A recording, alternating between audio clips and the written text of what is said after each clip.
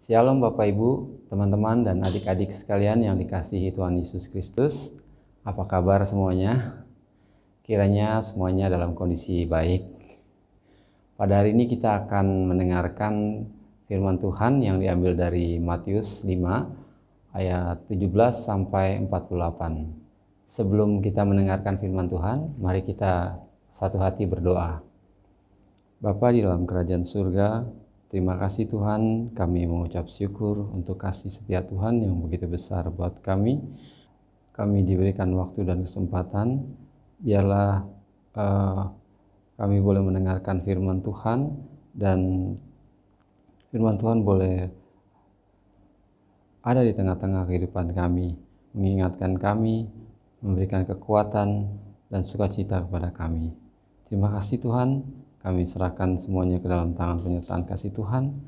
Kiranya Tuhan pimpin kami untuk bisa mengerti, beri kami hikmat, marifat dari Tuhan. Terima kasih ya Bapa.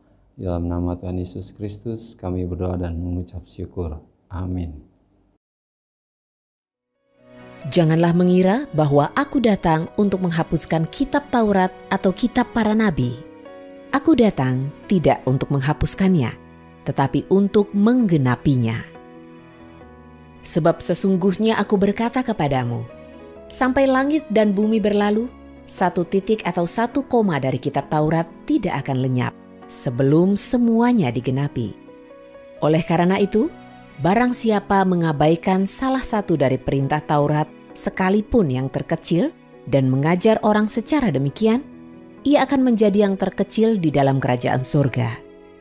Namun, siapa yang melakukan dan mengajarkannya, ia akan menjadi besar di dalam kerajaan surga. Aku berkata kepadamu, jika kebenaranmu tidak melebihi para ahli Taurat dan orang Farisi, kamu sekali-kali tidak dapat masuk ke dalam kerajaan surga. Kamu telah mendengar apa yang dikatakan mereka pada zaman dahulu. Jangan membunuh, dan siapa yang membunuh, ia harus dihukum. Namun aku berkata kepadamu, bahwa setiap orang yang menjadi marah tanpa sebab terhadap saudaranya, ia harus dihukum. Dan siapa yang berkata kepada saudaranya, bebal, ia harus dihadapkan ke Sanhedrin. Dan siapa yang berkata, bodoh, ia harus dilemparkan ke dalam api neraka. Karena itu, apabila engkau membawa persembahanmu ke atas mezbah, dan di sana engkau teringat bahwa saudaramu sedang berperkara melawan engkau, tinggalkanlah persembahanmu itu dan pergilah untuk berdamai lebih dahulu dengan saudaramu. Kemudian datanglah kembali dan persembahkanlah persembahanmu itu. Bersepakatlah dengan lawanmu sementara engkau berjalan bersamanya, supaya jangan sewaktu-waktu lawanmu itu menyerahkan engkau kepada hakim dan hakim menyerahkan engkau kepada pengawal, lalu engkau dijebloskan ke dalam penjara. Sesungguhnya aku berkata kepadamu, engkau sekali-kali tidak akan dapat keluar dari sana sampai engkau telah membayar lunas hutangmu. Kamu sudah mendengar apa yang telah dikatakan Musa kepada mereka pada zaman dahulu. Jangan berzina. Tetapi aku berkata kepadamu, setiap orang yang memandang wanita dengan bernafsu terhadapnya, ia sudah berzina dengannya di dalam hatinya. Dan jika matamu yang kanan menjerumuskan engkau, cungkilah dan buanglah, karena lebih menguntungkan bagimu bahwa satu dari anggota tubuhmu binasa, daripada seluruh tubuhmu dicampakkan ke dalam neraka. Dan jika tangan kananmu menjerumuskan engkau, potonglah dan buanglah, karena lebih menguntungkan bagimu bahwa satu dari anggota tubuhmu binasa, daripada seluruh tubuhmu dicampakkan ke dalam neraka. Telah dikatakan, siapa yang menceraikan istrinya, haruslah ia memberikan surat cerai kepadanya. Tetapi aku berkata kepadamu, siapapun yang menceraikan istrinya kecuali karena zina, ia membuat wanita itu berzina. Dan siapa yang menikahi wanita yang diceraikan itu, ia pun berzina. Kamu juga sudah mendengar bahwa kepada mereka pada zaman dahulu telah dikatakan, jangan bersumpah palsu, tetapi penuhilah janjimu di hadapan Tuhan. Tetapi aku berkata kepadamu, Janganlah sekali-kali bersumpah baik demi surga, karena itu adalah tahta Elohim. Ataupun demi bumi, karena itu adalah tumpuan kakinya. Ataupun demi Yerusalem, karena itu adalah kota raja yang besar. Janganlah pula bersumpah demi kepalamu, karena engkau tidak berkuasa untuk membuat sehelai rambut pun menjadi putih atau hitam. Akan tetapi biarlah perkataanmu ya jika ya, dan tidak jika tidak. Apa yang lebih daripada itu berasal dari si jahat. Kamu sudah mendengar apa yang telah dikatakan, mata ganti mata, dan gigi ganti gigi. Tetapi aku berkata kepadamu, janganlah melawan orang yang jahat, melainkan siapa yang menampar pipimu yang kanan, berikanlah kepadanya pipi yang kiri juga. Dan kepada orang yang menginginkan engkau untuk dihukum dan mengambil pakaianmu, berikanlah kepadanya jubahmu juga. Siapa saja yang ingin memaksa engkau berjalan 1 mil, berjalanlah bersamanya 2 mil. Kepada orang yang meminta kepadamu, berikanlah. Dan orang yang ingin meminjam sesuatu daripadamu, janganlah menolaknya. Kamu sudah mendengar apa yang telah dikatakan, kasihilah sesamamu dan bencilah musuhmu. Tetapi aku berkata kepadamu, kasihilah musuh-musuhmu, berkatilah mereka yang mengutuk kamu, perlakukanlah dengan baik mereka yang membenci kamu, dan berdoalah bagi mereka yang mencaci maki dan menganiaya kamu, supaya kamu dapat menjadi anak-anak Bapamu yang di sorga. Sebab Dia menerbitkan mataharinya bagi orang yang jahat dan orang yang baik, dan Dia menurunkan hujan bagi orang yang benar dan orang yang tidak benar. Sebab jika kamu mengasihi mereka yang mengasihi kamu, upah apakah yang kamu peroleh? Bukankah para pemungut cukai pun berbuat hal yang sama? Dan jika kamu memberi salam saudara-saudaramu saja, apakah kelebihan perbuatanmu? Bukankah para pemungut cukai pun berbuat demikian? Oleh karena itu, hendaklah kamu menjadi sempurna, sebagaimana Bapamu yang di sorga adalah sempurna.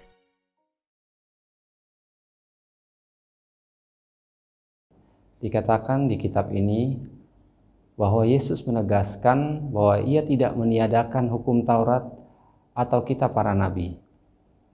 Tapi Yesus akan menggenapi hukum Taurat. Kita tahu Bapak Ibu, perkataan Tuhan adalah mutlak kebenarannya. Jadi setiap perkataan Tuhan mempunyai arti yang sangat penting di dalam kehidupan kita. Tuhan menyayangi bangsa Israel dan peduli kepadanya dengan mendidik agar bangsa Israel bertumbuh di dalam kebenaran Tuhan. Hal ini pun sama seperti di dalam kehidupan kita. Tuhan menginginkan agar setiap umatnya menjaga dan berjalan di dalam kebenaran firman Tuhan. Yesus menyatakan hal yang sama dan penting mengenai hukum Taurat yang perlu kita renungkan dan kerjakan di dalam kehidupan kita, agar kita mendapat tempat yang tinggi atau eksklusif di kerajaan sorga yang seperti yang dikatakan di kitab Matius 5 ayat 19. Karena itu, siapa yang meniadakan salah satu perintah hukum Taurat, sekalipun yang paling kecil, dan mengajarkannya demikian kepada orang lain, ia menduduki tempat yang paling rendah di dalam kerajaan sorga. Tetapi siapa yang melakukan dan mengajarkan segala perintah-perintah hukum Taurat, ia menduduki tempat yang tinggi di dalam kerajaan sorga. Damai ya Bapak Ibu, kalau kita sudah ada jaminan untuk masuk ke dalam kerajaan sorga di posisi tempat yang tinggi atau yang sangat baik. Tapi pertanyaannya Bapak Ibu, bagaimana kita bisa memperoleh kerajaan sorga yang kekal, sedangkan di dalam dunia penuh dengan godaan? Tentu jawabannya kita tidak bisa masuk ke dalam kerajaan sorga tanpa pertolongan Roh Kudus. Karena setiap pencobaan di dalam dunia sungguh sangat berat. Hanya Roh Kudus yang dapat menuntun kita ke dalam jalan kebenaran Allah. Contoh pencobaan di dalam dunia ini, Tuhan Yesus sudah mengungkapkan di pasal 5 ayat 25. Segeralah berdamai dengan lawanmu. Ini adalah pencobaan perseteruan atau permusuhan antara sesama manusia.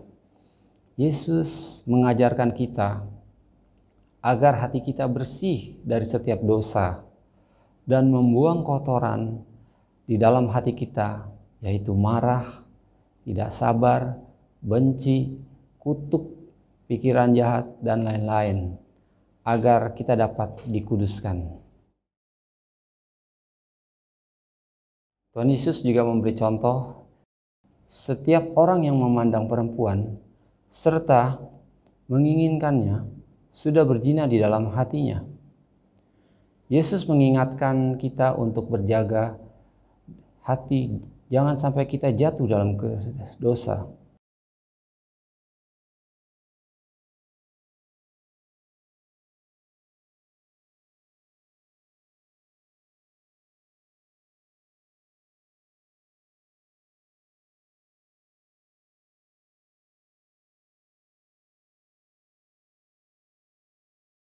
Dan juga Yesus mengambil contoh di dalam pasal 5. Janganlah sekali-sekali bersumpah, baik demi langit, karena langit adalah takhta Allah, maupun demi bumi, karena bumi adalah tumpuan kakinya, ataupun demi Yerusalem, karena Yerusalem adalah kota raja besar. Jangan kau bersumpah demi kepalamu, karena engkau tidak berkuasa memutihkan atau menghitamkan sehelai rambut pun. Jika ya, hendaklah kamu katakan ya, jika tidak, hendaklah kamu katakan tidak. Apa yang lebih dari itu berasal dari si jahat. Nah, ini penting Bapak Ibu, di mana kita harus menjaga perkataan kita, karena kita adalah anak Allah yang diberi kuasa untuk menjaga dan memelihara perkataan Allah di dalam hidup kita. Contoh yang tidak baik seperti ya Bapak Ibu, pada umumnya orang kalau meminjam uang atau barang dengan sumpah memakai nama Tuhan akan dikembalikan uangnya. Tetapi kalau ia tidak bisa mengembalikan, apa yang akan terjadi? Ini sangat berbahaya Bapak Ibu. Atau berkata biar mati atau biar cepat mati karena ada suatu masalah atau pergumulan atau hal yang berat di pikirannya Bapak Ibu. Ini juga tidak baik. Jangan sekali-sekali kita berkata demikian.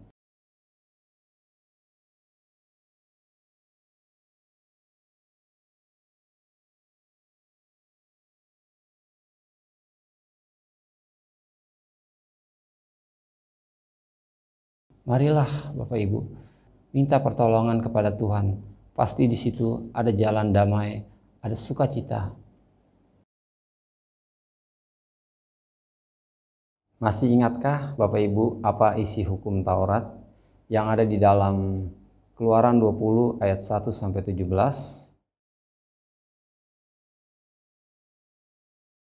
Yang pertama, jangan ada Tuhan lain di hadapanku. Yang kedua, jangan membuat patung atau berhala. Yang ketiga, jangan menyebut nama Tuhan sembarangan. Yang keempat, ingat dan kuduskanlah hari Sabat. Yang kelima, hormatilah ayahmu dan ibumu. Yang keenam, jangan membunuh. Yang ketujuh, jangan berzina. Yang kedelapan, jangan mencuri. Yang kesembilan, jangan mengucap dusta tentang sesamamu. Yang kesepuluh, jangan mengingini rumah sesamamu, jangan mengingini istrinya, atau hambanya laki-laki, atau hambanya perempuan, atau lembunya, atau keledainya, atau apapun yang dipunyai sesamamu. Apa maksud dari hukum Taurat 1 sampai 10 di dalam kehidupan? Coba kita ambil contoh dari ayat 1, dari yang nomor 1, disebutkan jangan ada Tuhan lain di hadapanku. Apakah Tuhan Allah sudah menjadi Tuhan di dalam hidup kita? Setiap kebutuhan dan keinginan kita bisa melupakan Tuhan Allah. Contoh seperti doa-doa kita yang belum dijawab atau belum dikabulkan Tuhan. Lalu kita putus asa dan kita berpaling kepada Tuhan yang lain. Amit-amit ya Bapak Ibu, jangan sampai terjadi dalam kehidupan kita. Yang kedua, jangan membuat bagimu patung. Sudah pasti Bapak Ibu, kita tidak boleh menyembah patung, tapi hanya menyembah Tuhan Allah yang hidup dan menjaga perasaan Allah dan tidak boleh menyakiti perasaan Allah. Yang ketiga, jangan menyebut nama Tuhan Allah dengan sembarangan. Di dalam perkataan kita sehari-hari, kita harus bisa menjaga perkataan kita Bapak Ibu. Mengapa kita tidak boleh menyebut nama Tuhan dengan sembarangan? Karena kita tahu ya Bapak Ibu, bahwa nama Tuhan berkuasa di dalam kehidupan kita. Janganlah kita mengucapkan Tuhan dengan gampang dan sembarangan tanpa tujuan dan maksud tertentu yang baik. Seperti mungkin teman kita lagi belum nyambung atau maksudnya lagi error atau lemot sedikit, terus kita bilang, aduh kamu bodoh banget, oh my god, terus gitu. Nggak boleh Bapak Ibu ya. Atau kita lupa taruh barang atau apa, kita bilang ya Allah, oh my god, atau dan sebagainya. Tidak boleh. Lebih baik kita tidak berkata seperti itu, karena sama saja kita mempermainkan Tuhan. Kita jangan berkata sembarangan. Yang keempat adalah ingat dan kuduskanlah hari Sabat.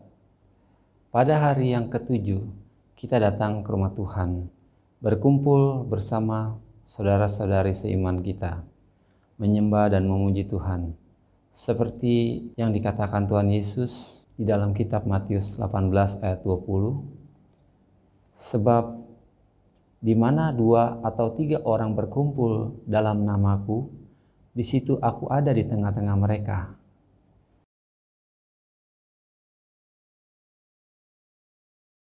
Isi dari hukum Taurat ini adalah kehendak Tuhan untuk bangsa Israel, yaitu Tuhan ingin mendidik bangsa Israel untuk berjalan dalam kebenaran dan fokus kepada Allah.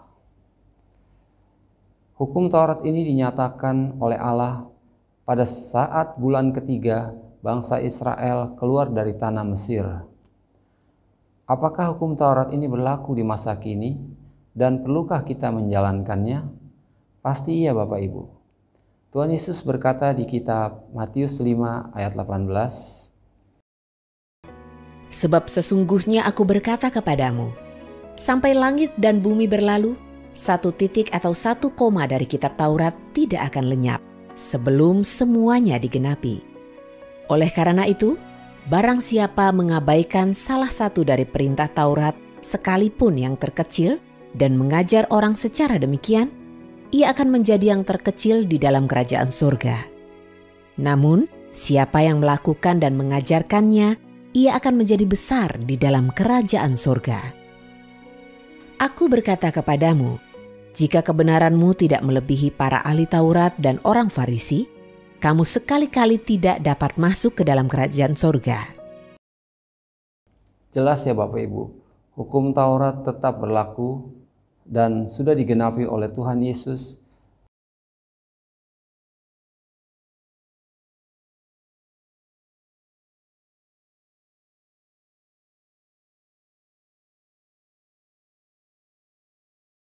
Tuhan Yesus mengajarkan kita bukan hanya teori saja, tetapi apa yang sudah diucapkan dilakukannya sesuai dengan kehendak Bapa di surga.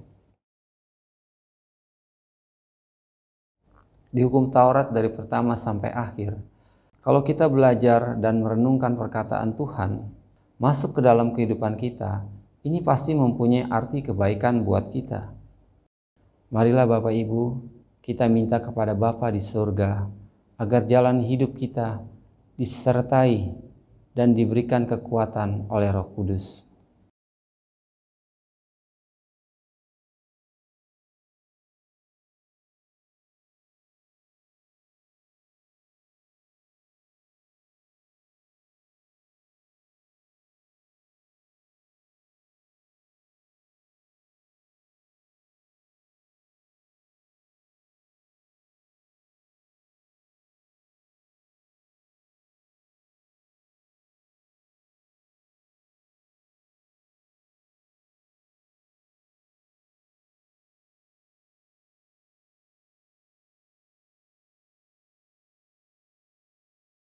Saya mau berterima kasih kepada Tuhan, bersyukur di masa-masa COVID ini, masa-masa yang susah, kami sekeluarga dipelihara oleh Tuhan, walaupun kantor kami tutup dan merasakan bagaimana keadaan keuangan perekonomian waktu itu kaget gitu, tapi kami tetap berdoa sama Tuhan, minta tolong sama Tuhan.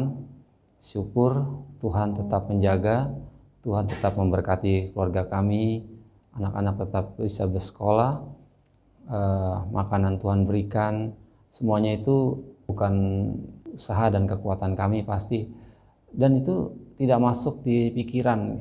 Ada aja berkat dari Tuhan, ada aja pertolongan Tuhan tanpa kami pikirkan dan rencanakan. Tuhan benar-benar baik sekali, luar biasa, setia, benar apa yang dikatakan Tuhan. Setiap anak-anak Tuhan tidak akan meminta-minta, Tuhan akan mencukupi dan memberikan.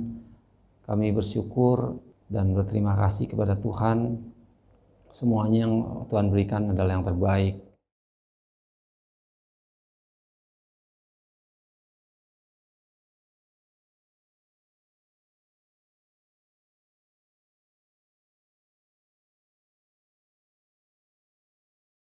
Biarlah kiranya juga firman Tuhan ini menguatkan kita semua dan memberikan hikmat marifat kita agar setiap jalan kehidupan kita ini boleh di dalam jalan kebenaran Tuhan. Mari kita bersatu dalam doa.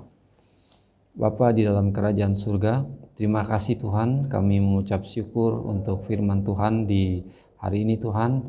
Biarlah firman Tuhan menjadi kekuatan di dalam kehidupan kami, di dalam kelemahan kami, di dalam kesusahan kami, di dalam keputusasaan kami. Berilah kami kekuatan dan sukacita Tuhan, hanya Engkaulah pertolongan kami. Terima kasih Tuhan, kami berdoa juga ya Bapa untuk setiap yang mendengarkan firman Tuhan, biarkan diberikan kekuatan dan damai sukacita ya Bapa. Terima kasih Tuhan, biarlah damai Yesus boleh ada di tengah-tengah keluarga mereka Tuhan, dan kita semua Tuhan bisa bersatu hati di dalam satu Tuhan Yesus Kristus, mengucap syukur atas karunia Tuhan dan kasih Tuhan kepada kita semua. Tolong Tuhan yang susah, yang bermasalah, biarlah Tuhan jamah hati dan pikiran, Tuhan berikan pertolongan, Tuhan turut campur di dalam setiap permasalahan dan pergumulannya Tuhan. Terima kasih Tuhan, berkati juga Bapa bangsa negara Indonesia kami, biarlah dalam keadaan kondisi COVID ini Tuhan boleh dipulihkan dan diberikan normalisasi yang kembali Tuhan. Berkati para pemimpin kami yang dari teratas sampai terbawah ya Bapa. Terima kasih Tuhan. Kami berdoa juga untuk saudara-saudara kami. Berkati Tuhan dimanapun mereka berada. Berikanlah kesehatan dan kekuatan. Berkat Tuhan dan damai sejahtera Tuhan. Berkati juga saudara-saudara seiman kami dimanapun mereka berada. Terima kasih Tuhan. Biarlah setiap keluarga, setiap pribadi lepas pribadi diberikan kekuatan, kesehatan, dan damai sukacita ya Bapa. Terima kasih ya Bapa. Kami serahkan semuanya ke dalam tangan penyertaan kasih Tuhan. Biarlah nama Tuhan dipermuliakan dan ditinggikan ya Bapa. Terima kasih Bapa. Di dalam nama Tuhan Yesus Kristus, kami alaskan doa kami yang jauh dari sempurna ini ke dalam tangan kasih Tuhan. Amin.